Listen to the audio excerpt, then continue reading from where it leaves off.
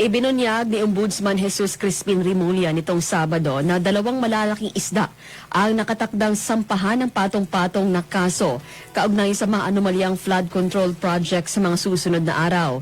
Hindi man binanggit ni Rimulya kung sino ang tinutukoy, kinumpirma naman niya na nagpadala siya ng liham kay Senate President Vicente Tito Soto III sa kahilingan na huwag hayaang makalabas ng bansa ang isang senator. Nabatid na hindi pa natatanggap ni Soto ang request at sinabi niyang hindi naman kailangan kumuha ng travel authority ang mga senador kung personal trips ang pagtungo sa labas ng bansa. Kamakailan, nag-react si dating Senator Bong Revilla kaugnay sa pagdawit sa kanya sa nasabing flood control project scandal.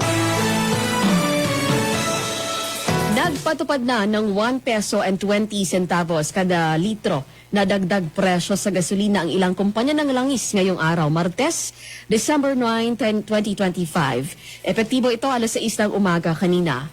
Wala namang pagbabago sa presyo ng diesel at sa kerosene. Ito na ang ikalawang sunod na linggo na pagtaas ng presyo ng gasolina at ika-34 na dagdag presyo ngayong taon.